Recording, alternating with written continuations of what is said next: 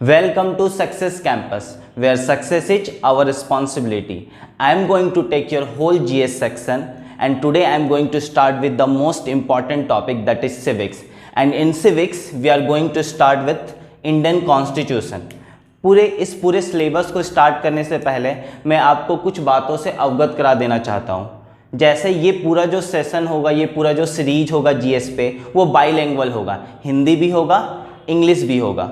इसलिए अगर आपको किसी भी तरह का प्रॉब्लम हो रहा है तो वो प्रॉब्लम नहीं होगा। इसलिए नहीं होगा क्योंकि सारा का सारा पीडीएफ जो होगा, बाइलिंगुअल पीडीएफ, वो हमारे टेलीग्राम चैनल पे आपके लिए प्रोवाइड किया जाएगा।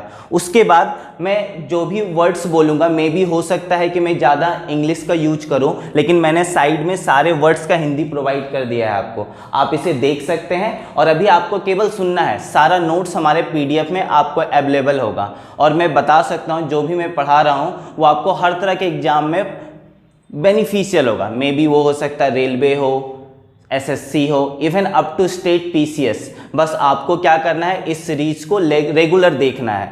आप अगर इस सीरीज को रेगुलर देखेंगे तो आपको बहुत सारा बेनिफिट्स मिलेगा और हम आपको एश्योर कर सकते हैं कि इस सीरीज के बाद आपको किसी भी तरह का नोट्स का, किसी भी तरह का बुक्स का ज़रूरत नहीं पड़ेगा। आपको बस इस सीरीज को ध्यान से फॉलो करना है। अगर आप इस सीरीज को अच्छी तरीके से फॉलो कर रहे हैं तो आपसे किसी भी कॉम्पिटिटिव एग्जाम का किसी भी तरह का क्वेश्चन नहीं छूटने वाला है।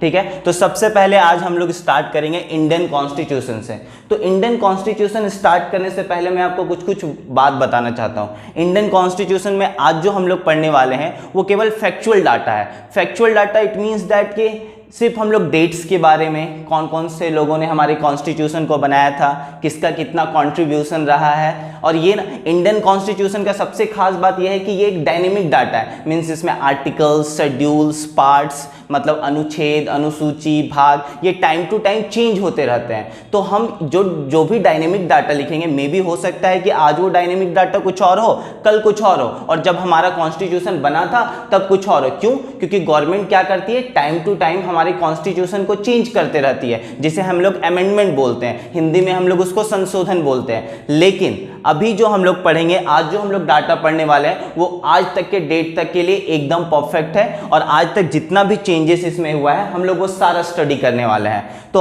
अगर हम लोग इंडियन कॉन्स्टिट्यूशन पढ़ने वाले हैं तो ऐसा नहीं कि गवर्नमेंट सारे डाटा को चेंज कर सकती है। गवर्नमेंट कॉन्स्टिट्यूशन के कुछ पार्ट को कभी चेंज नहीं कर सकती है। उसको हम लोग बेसिक स्ट्रक्चर बोलते हैं। और बेसिक स्ट्रक्चर हमारा सुप्रीम कोर्ट ने डिफाइन किया था। किस केस में डिफाइन किया था, इसके क्या क्या फीचर्स हैं, कौन कौन सा पार्ट बेसिक स्ट्रक्चर्स में है, वो सारा चीज हम लोग पढ़ने वाले हैं, लेकिन टाइम के साथ। बस आपको हमारे चैनल पे बने रहना है। तो सबसे पहले मैं ये बताता हूं कि इंडियन कॉन्स्टिट्यूशन जब बना था तो उसमें कैसे ये डिवाइडेड था। तो सबसे पहले मैं कुछ वर्ड्स का हिंदी बता देता हूं आपको। जैसे आर्टिकल अनुच्छेद, पार्ट भाग, शेड्यूल अनुसूची, एक्ट अधिनियम, अमेंडमेंट संशोधन, कॉन्स्टिट्यूएंट असेंबली संविधान सभा, सेशन अधिवेशन, ड्राफ्टिंग कमेटी मसौदा समिति, प्रिंसली स्टेट रियासत। अब मैं स्टार्ट करता हूं अपने पूरे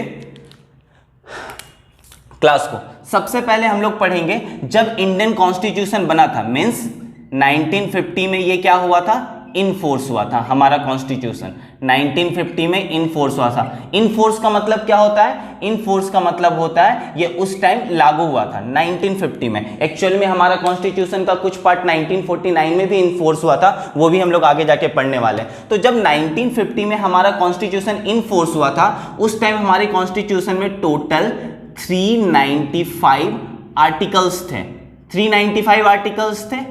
आर्टिकल्स मीन्स अनुच्छेद। जब हमारा कॉन्स्टिट्यूशन बना था तो 395 आर्टिकल्स थे, मीन्स अनुच्छेद थे। और उसको कितने पार्ट में बांटा गया था, उसे 22 पार्ट्स में डिवाइड किया गया था, 22 पार्ट्स में। और इसमें कितने शेड्यूल्स थे, तो उस टाइम 8 शेड्यूल्स प्रेजेंट थे। ये तब का बात है जब हमारा कॉन्स्टिट्यूशन इन फोर्स हुआ था। इन फोर्स का मतलब जब ये हमारा कॉन्स्टिट्यूशन पूरी तरीके से लागू हुआ था। उस टाइम इसमें कितने आर्टिकल्स थे, 395 आर्टिकल्स। कितने पार्ट में डिवाइडेड थे, 22 पार्ट्स में डिवाइडेड थे। कितने शेड्यूल्स थे, 8 शेड्यूल्स थे। फिर से मैं बता रहा हूं हिंदी में, जब हमारा कॉन्स्टिट्यूशन बना था उसमें 395 अनुच्छेद थे, 22 भागों में बटा हुआ था और 8 अनुसूची थे। अब आपको लग रहा होगा कि ये आर्टिकल्स क्या है, कौन से अनुसूची में क्या है, किस पार्ट में क्या है। हम लोग सारे पार्ट्स को 1 बाय 1 डिटेल्स में पढ़ने वाले हैं। आज का क्लास केवल इंट्रो क्लास है। तो सबसे पहले ये तो उस टाइम का सिनारियो था।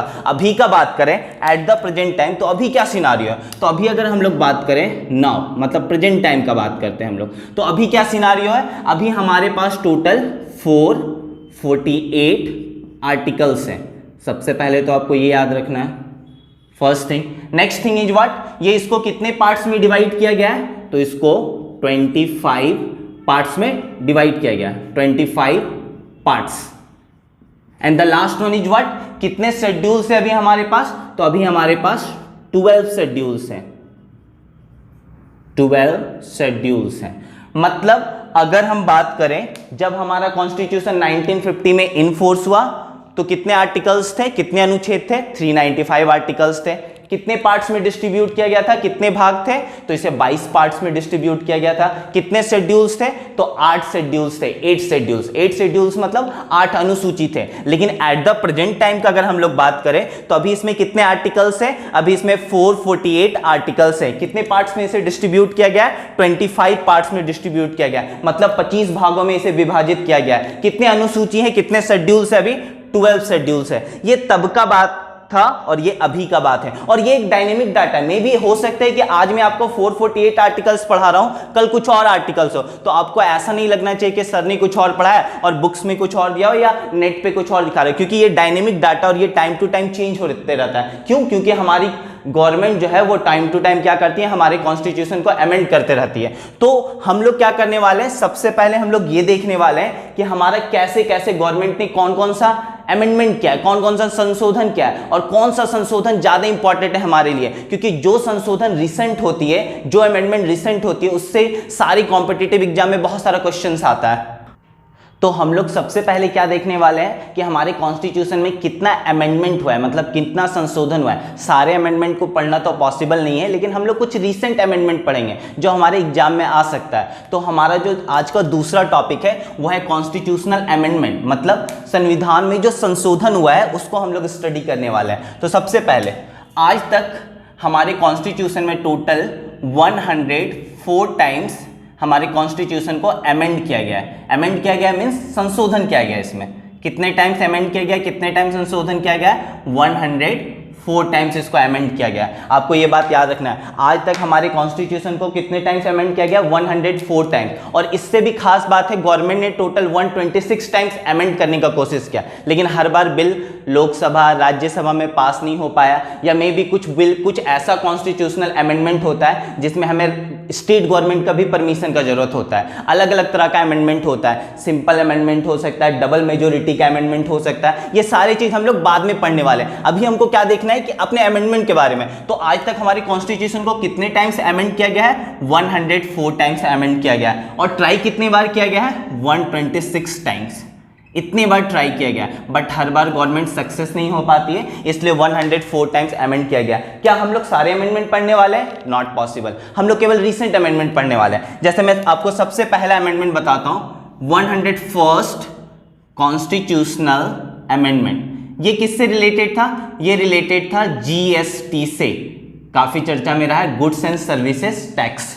ठीक है, जीएसटी के बारे में हम लोग कहाँ पढ़ने वाले हैं? जीएसटी के बारे में हम लोग पूरा टॉपिक इकोनॉमिक्स में पढ़ने वाले हैं। जीएसटी कब आया, इसका क्या क्या प्रॉफिट्स है, इसके आने से क्या क्या चेंज हुआ है। वैसे जीएसटी एक डेस्टिनेशन बेस्ड टैक्स है, हम लोग पढ़ेंगे जीएसटी क्या है, एक डेस्टिनेशन बेस्ड टैक्स है। लेकिन उस टाइम जब हम लोग इकोनॉमिक्स का लेक्चर पढ़ेंगे तब हम लोग इसको पढ़ने वाले हैं। अभी हम लोग क्या पढ़ने वाले हैं कि ये जो 101st कॉन्स्टिट्यूशनल अमेंडमेंट था, मतलब 101वां जो संविधान संशोधन था, उसमें क्या लागू किया गया? जीएसटी 2016 में। उस टाइम हमारे फाइनेंस मिनिस्टर कौन थे? अरुण जेटली थे। अब ऐसा नहीं कि जीएसटी इंडिया पहला कंट्री है जो इंप्लीमेंट कर रहा है, काफी सारी कंट्री ने पहले भी किया है, आइदर इट इज कनाडा और ऑस्ट्रेलिया, इवन मलेशिया में तो जीएसटी फेल भी हो गया। उन्होंने फिर से जीएसटी को चेंज करके जो उनका प्रीवियस टैक्सेशन सिस्टम था उसे लागू कर दिया। तो इसका मतलब ये नहीं कि इंडिया में भी फेल हो जाएगा, इंडिया में जीएसटी बहुत ही स्मूथली रन कर रहा है। तो सबसे जो फर्स्ट 101st कॉन्स्टिट्यूशनल अमेंडमेंट था, मतलब 101वां संविधान संशोधन था, वो क्या था? जीएसटी। बस अभी आपको इसको एज अ फैक्चुअल डाटा याद रखना है, पूरे जीएसटी के बारे में हम लोग अच्छे से पढ़ने वाले हैं। 102nd कॉन्स्टिट्यूशनल अमेंडमेंट क्या था? 102nd कॉन्स्टिट्यूशनल अमेंडमेंट वो किससे रिलेटेड था? वो था national commission for other backward class. मतलब national commission for other backward class मतलब अन्य जाति के लिए एक राष्ट्रीय आयोग बनाया गया था, जिसे हम लोग ओबीसी भी बोलते हैं, अदर बैकवर्ड क्लास, ओबीसी, ठीक है, अदर बैकवर्ड क्लास। इसके लिए एक राष्ट्रीय आयोग बनाया गया था। इसमें हम लोग एसटी एससी को इंक्लूड नहीं करते, जनरल को इंक्लूड नहीं करते। ये पूरा जो कमीशन था, ये जो पूरा राष्ट्रीय आयोग था, वो किसके लिए बनाया गया था? अदर बैकवर्ड क्लास के लिए बनाया गया था। इसके बारे में भी हम लोग पढ़ने वाले हैं। 103rd कॉन्स्टिट्यूशनल अमेंडमेंट जो था, 103rd कॉन्स्टिट्यूशनल अमेंडमेंट, ये किससे रिलेटेड था?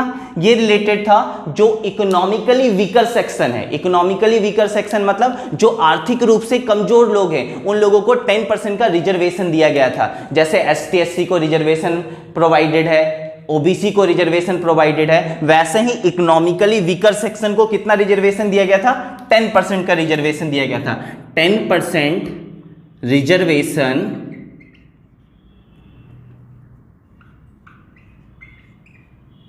किसको? To economically weaker section, economically weaker section. ये भी न्यूज काफ़ी कंट्रोवर्सी में रहा है, इस पे काफ़ी केस भी चला है सुप्रीम कोर्ट में कि अब हम लोग अपना रिजर्वेशन को बढ़ा नहीं सकते, क्योंकि अगर हम जब आपको केस स्टडी पढ़ाएंगे तो according to the guidelines of Supreme Court कोई भी गवर्नमेंट जो होती है वो 50% से ज़्यादा रिजर्वेशन नहीं दे सकती है। और हमारी सेंट्रल गवर्नमेंट ऑलरेडी 49% रिजर्वेशन दे चुकी है ओबीसी और एसटी एससी को। और जब ये 10% रिजर्वेशन गवर्नमेंट दे रही है तो वो 50% का जो एक एक्सट्रीम लेवल डिसाइड किया गया था, एक लेवल डिसाइड किया गया था कि इससे ज़्यादा कोई गवर्नमेंट नहीं दे सकती है, उसको सेंट्रल गवर्नमेंट ने क्रॉस कर दिया। इसको भी हम लोग as a case study in future पढ़ने वाले हैं कि इकोनॉमिकली वीकर सेक्शन को 10% रिजर्वेशन देने के बाद जो एक लिमिट सुप्रीम कोर्ट ने डिसाइड किया था, किस केस में डिसाइड किया था, सुप्रीम कोर्ट का जजमेंट क्या था, सुप्रीम कोर्ट ने क्या बोला था, हम लोग सारा कुछ पढ़ने वाले हैं। लेकिन अभी आपको एज अ फैक्चुअल डाटा याद रखना है कि जब 103rd कॉन्स्टिट्यूशनल अमेंडमेंट हुआ था, 103वां संविधान संशोधन हुआ था, तो जो इकोनॉमिकली वीकर सेक्शन है, मतलब आर्थिक रूप से जो कमजोर लोग हैं, उनको कितना रिजर्वेशन दिया गया था? 10% का रिजर्वेशन दिया गया था। अब इससे रिलेटेड क्या डिस्प्यूट है, क्या सुप्रीम कोर्ट में केस चल रहा है, सुप्रीम कोर्ट का क्या जजमेंट था, अभी इसमें क्या प्रोग्रेस हुआ है, everything we are going to study. हम लोग सब कुछ पढ़ने वाले हैं, ठीक है। लेकिन कब? जब हम लोग केस स्टडी से रिलेटेड पढ़ेंगे। आज आपको इसको एज अ फैक्चुअल डाटा याद रखना है। हाँ, अभी जो सबसे रिसेंट जो अमेंडमेंट हुआ है वो है 104th कॉन्स्टिट्यूशनल अमेंडमेंट, जो आपको सबसे ज्यादा अच्छे तरीके से पढ़ना है, क्योंकि उससे क्वेश्चन आने के चांसेस बहुत ज्यादा हैं और वो अभी तक से बहुत कंट्रोवर्सी में रहा है। तो अगला टॉपिक जो हम लोग सबसे अच्छे से पढ़ने वाले हैं वो है 104th कॉन्स्टिट्यूशनल अमेंडमेंट। ओके, तो इस पूरे कॉन्स्टिट्यूशनल अमेंडमेंट एक्ट में या इस पूरे जितना भी हम लोग संशोधन पढ़ने वाले संविधान का, उसमें जो सबसे इंपॉर्टेंट वो कौन सा है? 104th constitutional amendment. अब ये इंपॉर्टेंट क्यों है? एक्चुअली में जब से हमारा कॉन्स्टिट्यूशन बना है तब से एसटी एससी को पार्लियामेंट में as well as state legislature में, मतलब संसद में और राज्य के विधानसभा में कुछ सीट उन लोगों के लिए रिजर्व रखा गया। रिजर्व रखा गया इन सेंस कि कुछ सीट केवल उन्हीं लोगों के लिए है और दूसरे वहां जनरल या ओबीसी के लोग वहां पार्टिसिपेट नहीं कर सकते इलेक्शन में। तो जैसे हर क्या हो रहा है, जब से हमारा कॉन्स्टिट्यूशन बना था, मतलब 1950 में, आज से 2020 तक ऑलमोस्ट 70 ईयर्स हो गए हैं और तब से हमेशा एसटी एससी के लिए कुछ ना कुछ सीट रिजर्व रहा है हर जगह, either it is in parliament और it is in state legislature, मतलब संसद में भी हो या विधानसभा में भी हो। और 2020 में ये जो एक्सटेंशन था वो एंड होने वाला था। तो जैसे ही ये एक्सटेंशन एंड होने वाला था तो गवर्नमेंट ने 104th कॉन्स्टिट्यूशनल अमेंडमेंट लाया, मतलब 104वां संविधान संशोधन लाया और इस पूरे रिजर्वेशन को फिर से 10 ईयर के लिए एक्सटेंशन दे दिया।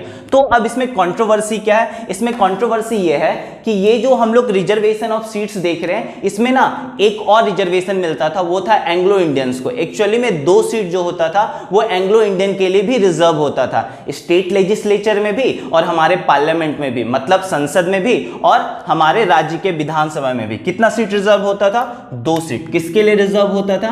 एंग्लो इंडियंस के लिए। एंग्लो इंडियंस क्या है मैं आपको बता रहा हूं, wait for a second. Anglo Indians के लिए कितना सीट रिजर्व होता था? 2 सीट्स, ठीक है, रिजर्व होता था। कहां रिजर्व होता था? पार्लियामेंट में भी और स्टेट लेजिस्लेचर में भी, मतलब संसद में भी और राज्य के विधानसभा में भी। तो हुआ क्या, जब वो ये 104th कॉन्स्टिट्यूशनल अमेंडमेंट पास हुआ तो 2020 में ये जो रिजर्वेशन ऑफ सीट्स है एसटी एससी और फिर एंग्लो इंडियंस का, ये सारा का सारा ये जो हो रहा था उसका जो ड्यूरेशन था वो खत्म होने वाला था। तो स्टेट गवर्नमेंट ने क्या किया, इस सारी चीजों को 10 इयर्स का एक्सटेंशन दे दिया, लेकिन उन्होंने ये जो 2 सीट एंग्लो इंडियंस के लिए रिजर्व होता था इस चीज को उन्होंने एबॉलिश कर दिया। इस कारण से ये वाला न्यूज काफी कंट्रोवर्सी में रहा है और इससे क्वेश्चन आने का बहुत सारा चांसेस है। अब एंग्लो इंडियंस कौन होते थे? एंग्लो इंडियंस वैसे लोग होते हैं जो अभी तो इंडिया में रहते हैं, मतलब इंडियन नेटिव है, लेकिन उनके फादर या उनके ग्रैंडफादर वो लोग क्या थे, यूरोपियन डिसेंट थे, मतलब यूरोपियन वंशज के थे। तो कभी भी अगर प्रेसिडेंट को ऐसा लगता है कि एंग्लो इंडियंस का जो रिप्रेजेंटेशन है हमारे संसद में वो कम है, तो वो यूनियन कैबिनेट मिनिस्टर के सलाह पे 2 एंग्लो इंडियन को क्या करते हैं, नॉमिनेट करते हैं। सेम ऐसा ही होता है, गवर्नर कहाँ नॉमिनेट करते हैं, गवर्नर नॉमिनेट करते हैं स्टेट लेजिस्लेचर में, मतलब राज्य के विधानसभा में नॉमिनेट करते हैं। कौन कौन सा आर्टिकल हमें याद रखना है इससे रिलेटेड? तो जो सबसे पहला आर्टिकल है जो हमें इससे रिलेटेड याद रखना है वो है आर्टिकल 334। This is article 334। अब ये आर्टिकल क्यों याद रखना है हमें? क्योंकि ये एक ऐसा आर्टिकल है, इसी आर्टिकल के अंडर में 2 सीट एंग्लो इंडियंस को रिजर्व मिला था, मतलब एंग्लो इंडियंस को 2 सीट रिजर्व होगा। वो कौन से आर्टिकल में मेंशन था, कौन से अनुच्छेद में मेंशन था? तो आर्टिकल 334 में मेंशन था। पहला तो हमें ये आर्टिकल याद रखना है क्योंकि ये न्यूज कंट्रोवर्सी में रहा है, तो ये आर्टिकल भी हमें याद रखना है। क्या है आर्टिकल 334, क्या है अनुच्छेद 334? तो 2 सीट्स जो है एंग्लो इंडियन को रिजर्व होता है, वो कौन से आर्टिकल में मेंशन होता है? तो वो आर्टिकल 334 में मेंशन होता है। और दूसरा जो इंपॉर्टेंट आर्टिकल है वो है आर्टिकल 331। आर्टिकल 331 क्या है? आर्टिकल 331 कुछ नहीं है, हमारे प्रेसिडेंट पार्लियामेंट में 2 एंग्लो इंडियंस को नॉमिनेट करते हैं। कब नॉमिनेट करते हैं? जब उनको ऐसा लगता है कि एंग्लो इंडियन का जो रिप्रेजेंटेशन है हमारे संसद में, हमारे पार्लियामेंट में वो कम है। किसके सलाह पे करते हैं? गवर्नमेंट ऑफ इंडिया, और अगर हम उसको शॉर्ट फॉर्म में बोले तो यूनियन कैबिनेट मिनिस्टर, जो सबसे इंपॉर्टेंट हमारे ग्रुप ऑफ मिनिस्टर्स होते हैं, उनके सलाह पे 2 एंग्लो इंडियन को नॉमिनेट करते हैं। लेकिन जैसे ये 104th कॉन्स्टिट्यूशनल अमेंडमेंट आया, इस चीज को एबॉलिश कर दिया गया। इस चीज को एबॉलिश कर दिया गया, मतलब ये दोनों आर्टिकल अब हमारे काम के नहीं रहे। क्यों? क्योंकि ये चीज जो 2 सीट एंग्लो इंडियंस के लिए रिजर्व होता है वो चीज अब एबॉलिश कर दिया गया। और जैसे ही ये चीज एबॉलिश कर दिया गया, ये बहुत ज्यादा न्यूज में रहा है, ये बहुत ज्यादा कंट्रोवर्सी में रहा है। तो ये दोनों आर्टिकल हमें पता होना चाहिए कि किस आर्टिकल के अंडर में प्रेसिडेंट जो होते हैं। ये जो आर्टिकल 331 है इसके अंडर में कौन करते हैं? हमारे राष्ट्रपति मीन्स प्रेसिडेंट क्या करते हैं? 2 एंग्लो इंडियंस को नॉमिनेट करते हैं। कहां नॉमिनेट करते हैं? तो हमारे संसद में। और राज्य के विधानसभा में कौन करता है? गवर्नर करते हैं। लेकिन लेकिन जब गवर्नर नॉमिनेट करते हैं तो वो किनका सलाह पे करेंगे? किसके सलाह पे? तो जो स्टेट गवर्नमेंट होती है उनका जो मिनिस्टर्स का ग्रुप होता है, स्टेट गवर्नमेंट के सलाह पे गवर्नर नॉमिनेट करते थे। और जो सेंट्रल गवर्नमेंट है, जिसको हम लोग यूनियन गवर्नमेंट बोलते हैं, यूनियन कैबिनेट ऑफ मिनिस्टर बोलते हैं, उनके सलाह पे कौन करता था? प्रेसिडेंट करता था। क्योंकि अब ये चीज क्या कर दिया गया है, 104th कॉन्स्टिट्यूशनल अमेंडमेंट से इस चीज को एबॉलिश कर दिया गया है, मतलब इसको खत्म कर दिया गया। इस कारण से ये काफी न्यूज में रहा है और हम सबको इसके बारे में पता भी होना चाहिए। मैं फिर से बता रहा हूं, एक बार रिपीट करता हूं जल्दी में। 104th कॉन्स्टिट्यूशनल अमेंडमेंट एक्ट क्या था? उसमें क्या किया गया था? जो एसटी एससी थे उनके लिए सीट रिजर्व होता था। 1950 में जब हमारा कॉन्स्टिट्यूशन बना था उस टाइम से लेकर आज तक एससी एसटी के लिए और एंग्लो इंडियंस के लिए कुछ सीट रिजर्व होता था। कहां रिजर्व होता था? हमारे पार्लियामेंट में भी, मतलब हमारे संसद में भी, और राज्य के विधानसभा में भी, मतलब स्टेट लेजिस्लेचर में भी क्या होता था? रिजर्व होता था कुछ सीट। लेकिन इसको टाइम टू टाइम गवर्नमेंट को एक्सटेंशन देना पड़ता है। 2020 में ये एक्सटेंशन जो था वो एंड होने वाला था, तो गवर्नमेंट ने 104th संविधान संशोधन लाया और क्या किया? ये जो रिजर्वेशन वाला पूरा सिस्टम है उसको 10 इयर्स का एक्सटेंशन दे दिया। लेकिन साथ साथ जो 2 सीट एंग्लो इंडियंस के लिए रिजर्व होता था उसको तो गवर्नमेंट ने क्या कर दिया? एबॉलिश कर दिया। और क्यों एबॉलिश कर दिया? इसलिए ये न्यूज बहुत ज्यादा कंट्रोवर्सी में रहा है। और इससे रिलेटेड अभी क्या चल रहा है वो हम लोग आगे जाकर स्टडी करने वाले हैं। इससे रिलेटेड हमें 2 आर्टिकल पता होना चाहिए, 2 अनुच्छेद। आर्टिकल 334 के अंडर में ये मेंशन है कि एंग्लो इंडियन को 2 सीट रिजर्व मिलना चाहिए। आर्टिकल 331 क्या है? आर्टिकल 331 के अंडर में हमारे जो राष्ट्रपति हैं, हमारे जो प्रेसिडेंट है, उनको ये अधिकार दिया गया, उनको ये अथॉरिटी मिला हुआ है कि वो क्या कर सकते हैं, जो 2 सीट एंग्लो इंडियंस के लिए रिजर्व है वो उसके लिए 2 मेंबर्स को नॉमिनेट कर सकते हैं एंग्लो इंडियन कम्युनिटी से। कब नॉमिनेट कर सकते हैं? जब उनको ऐसा लगे कि पार्लियामेंट में उनका जो रिप्रेजेंटेशन है वो धीरे धीरे कम होते जा रहा है, ठीक है, तब वो नॉमिनेट कर सकते हैं। किसके एडवाइस पे, किसके सलाह पे? तो यूनियन गवर्नमेंट के सलाह पे। और अगर हम लोग उसको शॉर्ट फॉर्म में बोले तो यूनियन कैबिनेट मिनिस्टर्स के सलाह पे प्रेसिडेंट क्या करते हैं, 2 एंग्लो इंडियंस को नॉमिनेट करते हैं। बट अब ये जो पूरा सिस्टम, इधर वाला जो सारा सिस्टम है, ये अबॉलिश कर दिया गया है, जिसके कारण ये सारा न्यूज बहुत ज्यादा कंट्रोवर्सी में रहा है। हमारा जो इंडियन कॉन्स्टिट्यूशन है, अगर हम लोग इसके बारे में बात करें तो हमने सारा अमेंडमेंट पढ़ लिया, वैसा अमेंडमेंट पढ़ लिया जो बहुत ज़्यादा कंट्रोवर्सी में रहा है। ऐसा नहीं कि और अमेंडमेंट नहीं है, बहुत सारे अमेंडमेंट है जो हिस्ट्री में हुआ है, बहुत कंट्रोवर्सी में रहा है, और वो सारा अमेंडमेंट हम लोग टाइम टू टाइम पढ़ेंगे और उसके साथ केस स्टडी भी पढ़ेंगे, और उससे रिलेटेड सुप्रीम कोर्ट का क्या क्या कब कब क्या जजमेंट आया वो सारा पढ़ेंगे, क्योंकि उससे आपके स्टेट पीसीएस में बहुत ज़्यादा हेल्प मिलेगा, ठीक है। तो सबसे पहले हमने क्या पढ़ा, सारा हमने अमेंडमेंट पढ़ लिया। अब हमारा कॉन्स्टिट्यूशन का बात करें ना, तो वो दुनिया का सबसे लॉन्गेस्ट कॉन्स्टिट्यूशन है, सबसे लॉन्गेस्ट, जिसको हम लोग लेंथीएस्ट बोलते हैं, सबसे लॉन्गेस्ट कॉन्स्टिट्यूशन है। और इसमें भी खास बात क्या है, इस पूरे कॉन्स्टिट्यूशन को बनाने में टाइम कितना लगा था? इस पूरे कॉन्स्टिट्यूशन को बनाने में 2 years 11 months 18 days, ये पूरा टाइम है जो हमारे कॉन्स्टिट्यूशन को बनाने में लगा था। तो कैसे आया कॉन्स्टिट्यूशन, कैसे बना? कोई तो होगा जो पहली बार प्रपोज किया होगा, किसके माइंड में ये आया कॉन्स्टिट्यूशन के बारे में इंडिया में? तो इंडिया में जो सबसे पहले कॉन्स्टिट्यूशन को प्रपोज किए थे वो 1934 में एमएन रॉय, इन्होंने कॉन्स्टिट्यूशन को सबसे पहले प्रपोज किया था इंडिया में। अब ये एमएन रॉय कौन थे, इनके बारे में हम लोग हिस्ट्री में पढ़ने वाला है। वैसे ये बहुत बड़े रिवॉल्यूशनरी भी थे, फिलोसोफर भी थे, और बहुत सारा मूवमेंट में इनका बहुत बड़ा योगदान रहा है जो हम लोग हिस्ट्री में पढ़ने वाले हैं। तो इन्होंने सबसे पहले 1934 में हमारे कॉन्स्टिट्यूशन को प्रपोज किया था, लेकिन इंग्लैंड ने, मतलब ब्रिटिश ने, इसे सबसे पहले कब एक्सेप्ट किया था? उन्होंने इसे सबसे पहले 1940 में एक्सेप्ट किया था। ये हमें याद रखना है। किसने सबसे पहले प्रपोज किया था?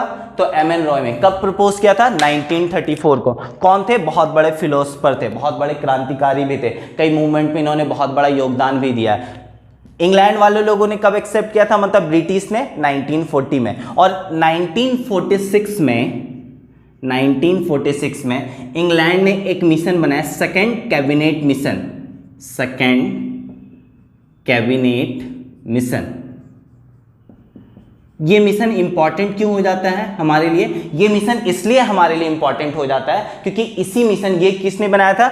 इंग्लैंड की गवर्नमेंट ने बनाया था। उन्होंने इसके द्वारा हमें अलाउ किया कि हम अपने कॉन्स्टिट्यूशन को बना सकते हैं। क्या बोल रहा हूं मैं, फिर से रिपीट कर रहा हूं। सबसे पहले हमारे कॉन्स्टिट्यूशन को किसने प्रपोज किया था? 1934 में एमएन रॉय ने। कौन थे वो? एक बहुत बड़े फिलोसोफर थे, बहुत बड़े क्रांतिकारी थे, उन्होंने कई सारे मूवमेंट में बहुत बड़ा योगदान दिया है। उसके बाद 1940 में इंग्लैंड ने हमारे कॉन्स्टिट्यूशन को एक्सेप्ट किया कि हाँ कॉन्स्टिट्यूशन होना चाहिए, और हमें अलाउ कब किया इंग्लैंड ने? तो इंग्लैंड की गवर्नमेंट ने सेकंड कैबिनेट मिशन बनाया 1946 में, और उन्होंने हमें ये अलाउ किया कि हम अपने कॉन्स्टिट्यूशन को क्या कर सकते हैं? बना सकते हैं। इस सेकंड कैबिनेट मिशन के द्वारा ही उन्होंने हमें ये अलाउ किया, हमें ये परमिशन दिया, ठीक है, कि हम क्या कर सकते हैं? अपने कॉन्स्टिट्यूशन को प्रिपेयर कर सकते हैं। कॉन्स्टिट्यूशन को क्या कर सकते हैं? प्रिपेयर, ठीक है। ये बात याद रखना है। मतलब कितना याद रखना है?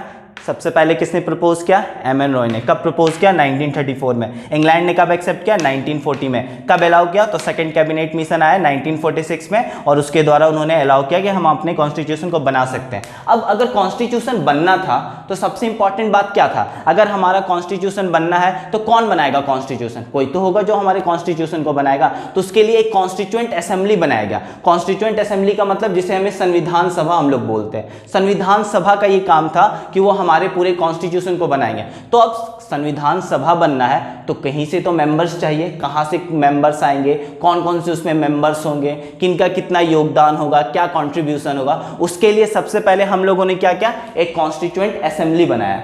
अब हम लोग क्या पढ़ने वाले? कॉन्स्टिट्यूएंट असेंबली, संविधान सभा।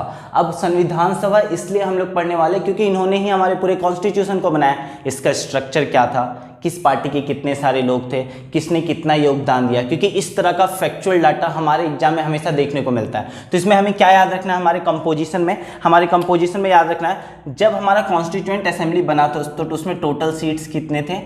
389 सीट्स थे, ऐसा, ठीक है। उसमें से 296 सीट्स ऐसे थे जो इनडायरेक्ट इलेक्शन से चुने जाने थे। Indirect election 296 seats indirect election, ठीक है। उसके बाद क्या याद रखना है कि 93 सीट्स ऐसे थे जो प्रिंसली स्टेट से हमें नॉमिनेट करने थे। मतलब वैसे सीट्स थे जो हमें प्रिंसली स्टेट से नॉमिनेट करने थे। मतलब ऐसा क्यों था, मैं आपको समझाता हूं। जब हमारा कॉन्स्टिट्यूएंट असेंबली संविधान सभा बन रहा था तो सबसे बड़ा प्रॉब्लम यह था कि कुछ राज्य तो ऐसे थे जो डायरेक्ट ब्रिटेन के कंट्रोल में आते थे, और कुछ राज्य ऐसे थे जो अभी भी वहां रियासतें चलती थी, वो भी ब्रिटेन के कंट्रोल में थे, लेकिन वो अपने इंटरनल अफेयर्स मतलब आंतरिक मामलों के लिए उनके पास आज़ादी था, लेकिन उनके जो बाहरी मामले थे मतलब एक्सटर्नल अफेयर्स थे वो ब्रिटेन देखता था। उनको सुरक्षा कौन देता था? ब्रिटेन देता था। और कुछ प्रिंसली स्टेट ऐसे भी थे जो ब्रिटेन से अभी भी थोड़े बहुत फ्री थे। लेकिन प्रॉब्लम यह है कि जितने भी प्रिंसली स्टेट्स थे वो प्रिंसली स्टेट्स में हम लोगों को क्या था, अगर वहां से मेंबर लेना है तो वहां हम लोग डायरेक्ट नॉमिनेट करना पड़ता था। इसलिए नॉमिनेट करना पड़ता था क्योंकि ये जो इनडायरेक्ट इलेक्शन वाले वो पार्ट है जिसमें डायरेक्ट ब्रिटिश गवर्नमेंट का कंट्रोल था। ये वैसे प्रिंसली स्टेट थे, वैसे रियासतें थी जो थे तो ब्रिटिश गवर्नमेंट के कंट्रोल में, लेकिन अभी भी इंटरनल मामलों में वो अपने डिसीजन लेने के लिए फ्री थे। बस उनका काम क्या था, जब वो अपना रेवेन्यू, अपना राजस्व मतलब अपना टैक्सेशन पे करते थे तो थोड़ा सा ब्रिटिश गवर्नमेंट को ज़्यादा पे करते थे। तो हमें क्या याद रखना है कि ये 389 सीट्स था जिसमें 296 जो सीट्स थे वो इनडायरेक्ट इलेक्शन से फुलफिल होने वाले थे। 93 सीट्स जो थे वो प्रिंसली स्टेट से हमें लेने थे। लेकिन सबसे इंपॉर्टेंट बात यह है कि जब ये पूरा इलेक्शन हुआ और जब रिजल्ट आया तो रिजल्ट के टाइम हमें क्या पता चला, इसमें से जो 208 सीट्स है, रिजल्ट का मैं बात कर रहा हूं, रिजल्ट जब आया है इस पूरे इलेक्शन का, ठीक है, जब पूरे इलेक्शन का रिजल्ट आया, क्योंकि हमें कॉन्स्टिट्यूएंट असेंबली बनाना था, उसमें 389 सीट्स था, 296 इनडायरेक्ट इलेक्शन। फिर एक क्वेश्चन उठ सकता है आपके माइंड में, राइज हो सकता है कि इनडायरेक्ट इलेक्शन क्यों? हम लोग इलेक्शन भी तो करवा सकते थे। आज इंडिया में डेमोक्रेसी है, हम लोग इलेक्शन करवाते, उस टाइम क्यों नहीं करवा सकते थे? क्योंकि उस टाइम इंडिया में डेमोक्रेसी नहीं था, हम लोग ब्रिटिश उपनिवेश थे, ब्रिटिश कॉलोनी में थे हम लोग उस टाइम, क्योंकि उस टाइम हम पर किसका शासन था? ब्रिटेन का शासन था। तो उस टाइम इलेक्शन करवाना हमारे लिए पॉसिबल नहीं था, इसलिए इनडायरेक्ट इलेक्शन यूज किया गया। सारे सीट्स को इनडायरेक्ट इलेक्शन क्यों नहीं रखा गया? क्योंकि अभी भी बहुत सारी रियासत थी, उसमें बहुत सारे प्रिंसली स्टेट्स थी जहां से डायरेक्ट मेंबर्स को नॉमिनेट करना पड़ा। और जब लास्ट में रिजल्ट आया इस पूरे इलेक्शन का तो हमें क्या पता चला, कॉन्स्टिट्यूएंट असेंबली का जब रिजल्ट आया तो 208 सीट किसे मिला? Indian national Congress, Indian national Congress को मिला 208 सीट। अब इंडियन नेशनल कांग्रेस के बारे में भी हम लोग हिस्ट्री में पढ़ने वाला है, लेकिन फिर भी तब तक आप एक फैक्चुअल डाटा याद रखिएगा कि इंडियन नेशनल कांग्रेस का एस्टैब्लिश कब हुआ था? ये 1885 में हुआ था। किसके द्वारा एस्टैब्लिश किया गया था? तो उनका नाम था एओ ह्यूम। एओ ह्यूम ये कौन थे? ये एक ब्रिटिश सिविल सर्वेंट थे जो इंडिया में काम करते थे। क्या याद रखना है आपको, जब पूरा ये इलेक्शन हुआ तो जो इनडायरेक्ट इलेक्शन हुआ था उसमें से 208 सीट किसे मिला? इंडियन नेशनल कांग्रेस को मिला। इंडियन नेशनल कांग्रेस किसने बनाया था? तो एओ ह्यूम ने बनाया था। कब बनाया था? 1885 में बनाया था। ये कौन थे? ये एक ब्रिटिश सिविल सर्वेंट थे जो इंडिया में काम करते थे, जिसको आप बोल सकते हैं इंडियन ब्रिटिश सिविल सर्वेंट। उसके बाद जो उसमें से 73 सीट्स था वो किसी मिला? मुस्लिम लीग को मिला।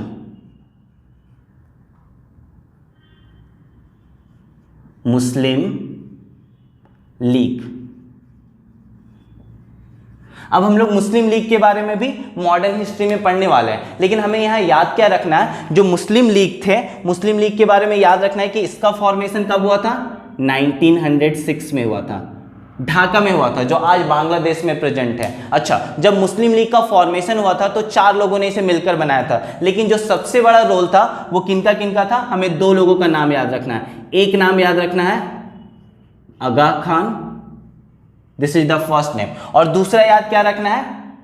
मोहम्मद अली जिन्नाह साहब। जिन्नाह साहब, ये 2 नाम याद रखना है। क्या क्या याद रखना है? फिर से मैं बोल रहा हूं। जब ये इलेक्शन हुआ तो 208 सीट किसे मिला? इंडियन नेशनल कांग्रेस को मिला। इंडियन नेशनल कांग्रेस कौन था? तो 1885 में एक पार्टी का फॉर्मेशन किया गया था, जो किसके द्वारा किया गया था? एओ ह्यूम के द्वारा किया गया था। वो कौन थे? वो एक ब्रिटिश सिविल सर्वेंट थे जो इंडिया में काम करते थे। उसके बाद 73 सीट्स किसको मिला? मुस्लिम लीग को मिला। इसका एस्टेब्लिशमेंट कब हुआ था? 1906 में हुआ था। किसके द्वारा हुआ था? 4 लोगों के द्वारा किया गया था। कहां किया गया था? तो आपको याद रखना है, अब बांग्लादेश के ढाका में। उस टाइम वो इंडिया का पार्ट था, लेकिन आज वो क्या है? बांग्लादेश का पार्ट है। ठीक है, किसने किया था? 4 लोगों ने मिलकर किया था, जिसमें से 2 सबसे फेमस नाम कौन कौन था? आगा खान और मोहम्मद अली जिन्ना साहब। ये 2 नाम हमें याद रखना है।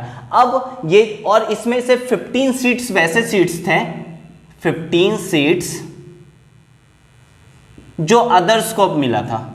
अदर्स 15 सीट्स किन्हें मिला था? अदर्स को मिला था। ये आपको याद रखना। अब जब ये पूरा इलेक्शन हुआ तो मुस्लिम लीग ने इस पूरे इलेक्शन को ही बॉयकॉट कर दिया, मतलब इसका बहिष्कार कर दिया। उन्होंने बोला नहीं, हम इस कॉन्स्टिट्यूएंट असेंबली, इस संविधान सभा को नहीं मानते हैं, हमें एक अलग देश चाहिए और हमारा एक अलग कॉन्स्टिट्यूएंट असेंबली होना चाहिए। हम अपना संविधान खुद बनाएंगे, हम एक नया देश बनाएंगे, अपना संविधान बनाएंगे, हम इस कॉन्स्टिट्यूएंट असेंबली और इस इलेक्शन को नहीं मानते हैं।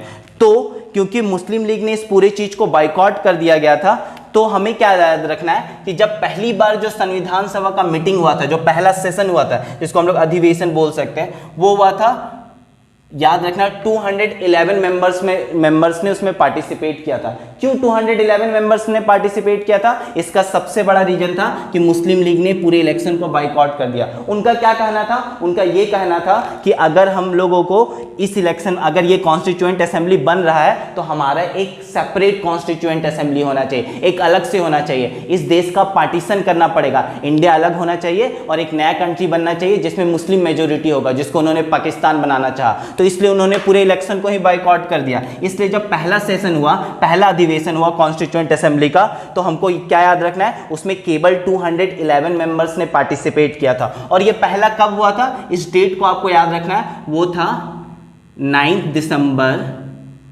1946 को। ये मेरा पहला सेशन था जो कॉन्स्टिट्यूएंट असेंबली का हुआ था।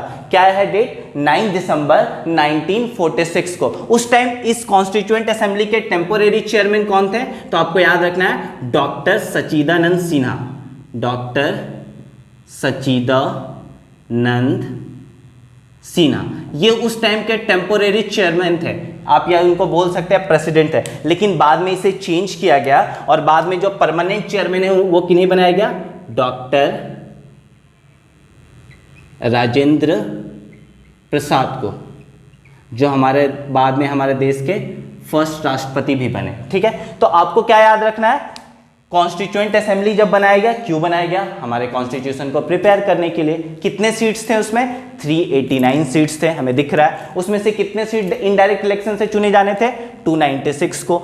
और बचे हुए कहाँ से चुने जाने थे? प्रिंसली स्टेट से। क्यों? क्योंकि उस टाइम बहुत सारे ऐसे स्टेट थे जहां अभी भी रियासतें थी जो डायरेक्ट ब्रिटिश गवर्नमेंट के कंट्रोल में तो थी, लेकिन अभी भी जो इंटरनल उनके जो मामले थे, जो आंतरिक मामले थे, वो खुद देखते थे। तो वहां से 93 सीट्स नॉमिनेट किए जाने थे। अब जब रिजल्ट आए तो किसे कितना मिला? 208 सीट इंडियन नेशनल कांग्रेस को मिला। इंडियन नेशनल कांग्रेस को कब स्टैब्लिश किया गया था, कब स्थापित किया गया था? 1885 को। किसने स्टैब्लिश किया था? एओ ह्यूम ने किया था। कौन थे ये? एक ब्रिटिश सिविल सर्वेंट थे जो इंडिया में वर्क करते थे, ठीक है। उसके बाद 73 सीट किसे मिला? मुस्लिम लीग को मिला। मुस्लिम लीग का स्टैब्लिश कब हुआ था? 1906 को हुआ था। किसने स्टैब्लिश किया था? आगा खान ने स्टैब्लिश किया था और मोहम्मद अली जिन्ना साहब ने। दो और लोग थे लेकिन इनका नाम सबसे पहले आता है। और ये कहां बनाया गया था? तो बांग्लादेश के ढाका में, जो उस टाइम इंडिया का पार्ट होता था। और बाद में ये किसका पार्ट हो गया था? पाकिस्तान का पार्ट हो गया था। और 1971 में जब वार हुआ तो बांग्लादेश से वो क्या हो गया, सॉरी पाकिस्तान से वो वाला पार्ट सेपरेट हो गया,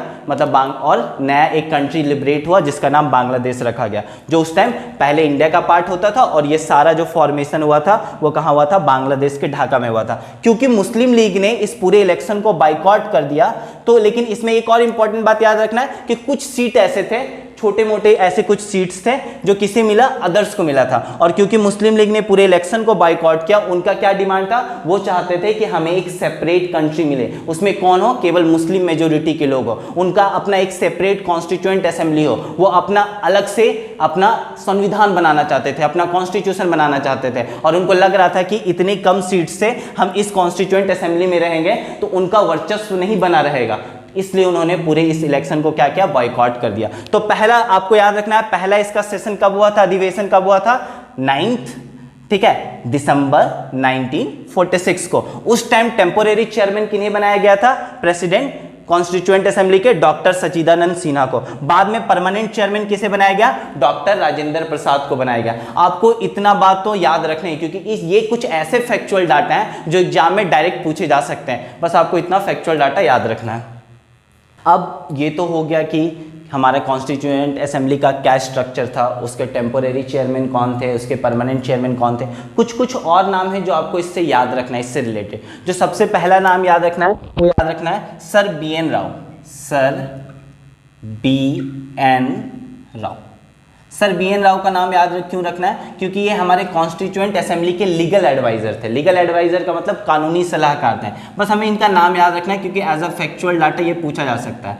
लीगल एडवाइजर, जिसको हम लोग क्या बोलते हैं? कानूनी सलाहकार बोलते हैं, वो थे। उसके बाद हमें किनका नाम याद रखना है? तो डॉक्टर भीमराव अंबेडकर का नाम याद रखना है। और उसके साथ साथ एक डेट भी याद रखना है। कौन सा डेट याद रखना है? 29 अगस्त 1947। क्यों? क्योंकि 29 अगस्त 1947 को ड्राफ्टिंग कमेटी बना और इसका चेयरमैन किसे डिसाइड किया गया? इसका चेयरमैन डिसाइड किया गया डॉक्टर भीमराव अंबेडकर। डॉक्टर भीमराव अंबेडकर को क्या याद रखना है कि 29 अगस्त 1947 को ड्राफ्टिंग कमेटी बनाया गया, इसका चेयरमैन किसे डिसाइड किया गया? डॉक्टर भीमराव अंबेडकर को चुना गया। और इसमें सबसे खास बात क्या याद रखना है? इसमें टोटल 7 मेंबर्स थे।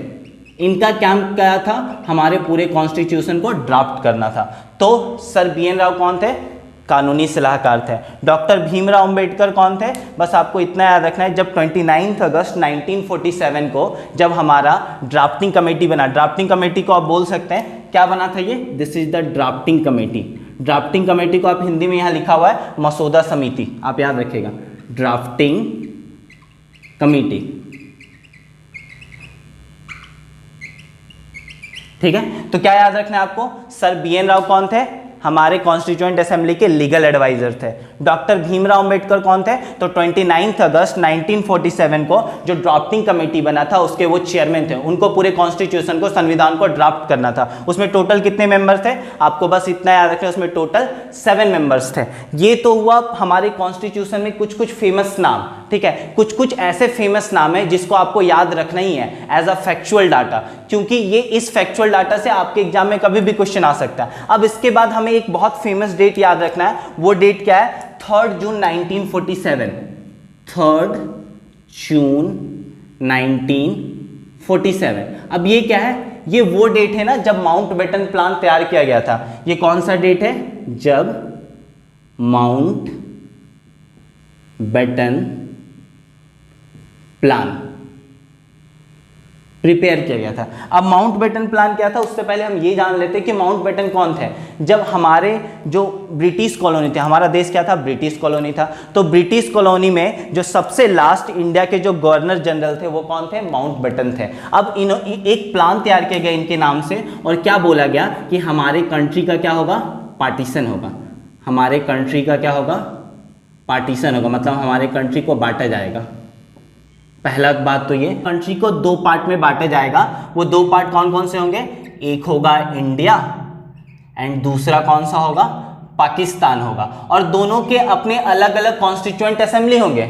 इसका एक अलग कॉन्स्टिट्यूएंट असेंबली होगा, इसका एक अलग कॉन्स्टिट्यूएंट असेंबली होगा, और दोनों का अलग अलग अपना कॉन्स्टिट्यूशन भी प्रिपेयर होगा। तो हमें क्या याद रखना है, बस इतना बात याद रखना है, 3 जून 1947। क्यों ये डेट इंपॉर्टेंट है, क्योंकि इस दिन माउंटबेटन प्लान डिसाइड किया गया था। माउंटबेटन कौन थे, जो ब्रिटिश इंडिया के सबसे लास्ट गवर्नर थे। क्या डिसाइड किया गया था इस प्लान में, कि हमारे कंट्री का पार्टीशन किया जाएगा। अगर हमारे कंट्री का पार्टीशन किया जा रहा है तो दोनों कंट्री का अपना अलग अलग कॉन्स्टिट्यूएंट असेंबली होगा, और अलग अलग कॉन्स्टिट्यूएंट असेंबली भी होगा, और अलग अलग अपना कॉन्स्टिट्यूशन प्रिपेयर भी किया जाएगा। हमें ये डेट इसलिए याद रखना है, और ये डेट हमारे लिए काफी इंपॉर्टेंट है, जैसा हमको पता है। अब इसमें ना कुछ कुछ बात इंपॉर्टेंट बात है जो हमें याद रखना है। पहला बात ये याद रखना है, हमारा कंट्री को इंडिपेंडेंस कब मिला था, 15 अगस्त 1947 को मिला था इंडिपेंडेंस। और हमारा कॉन्स्टिट्यूशन कब प्रिपेयर हुआ है, हमारा कॉन्स्टिट्यूशन मतलब इन फोर्स कब हुआ था, वो था 26 जनवरी 1950। तो इस पूरे जो बिटवीन का जो ये दोनों के बीच का जो टाइम है, उस टाइम क्या था, कुछ तो इंडिया में काम कर रहा होगा, हमारा कॉन्स्टिट्यूशन बन रहा था। हाँ, उस टाइम क्या काम कर रहा था, हमारे पास एक इंटरिम कॉन्स्टिट्यूशन था। इंटरिम कॉन्स्टिट्यूशन को हिंदी में क्या बोलेंगे, अंतरिम संविधान। अब इंटरिम कॉन्स्टिट्यूशन में क्या था, तो हमारे पास एक एक्ट था जिसका नाम था government of India act 1935, Bharat सरकार अधिनियम 1935। ये अधिनियम किसके द्वारा बनाया गया था, ये बनाया गया था अंग्रेजों के द्वारा, मतलब ब्रिटिश लोगों के द्वारा। कौन सा एक्ट था, गवर्नमेंट ऑफ इंडिया एक्ट 1935, इनके द्वारा ये बनाया गया था। ठीक है, कि क्या था ये एक्ट का नाम, गवर्नमेंट ऑफ इंडिया एक्ट 1935। और ये जो एक्ट था वो हमारे लिए कैसे काम कर रहा था, हमारे लिए इंटरिम कॉन्स्टिट्यूशन की तरह काम कर रहा था। कब काम कर रहा था, जब हमारा देश आजाद हुआ था, उससे लेकर जब हमारा कॉन्स्टिट्यूशन इन फोर्स हुआ था, इस दोनों टाइम के बिटवीन में कुछ तो काम कर रहा होगा, और वो कौन था, गवर्नमेंट ऑफ इंडिया एक्ट 1935। और एक और हमें एक्ट बहुत याद रखना है जो बहुत इंपॉर्टेंट है, वो है India independence act 1947। India independence act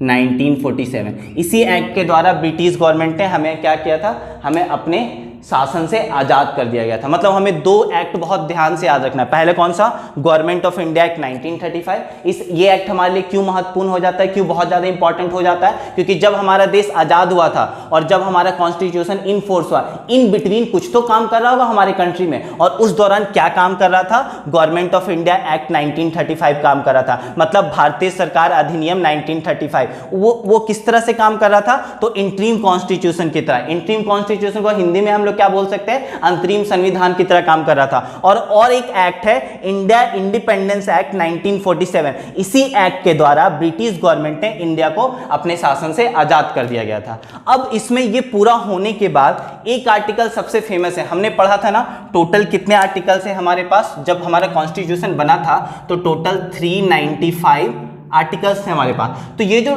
395 articles थे, इसमें जो सबसे लास्ट वाला आर्टिकल है 395, ये आर्टिकल हमारे लिए बहुत इंपॉर्टेंट हो जाता है दो रीजन से। क्यों, पहला गवर्नमेंट ऑफ इंडिया एक्ट 1935 ये था, और दूसरा किसके लिए फेमस हो जाता है, इंडिया इंडिपेंडेंस एक्ट, इंडिया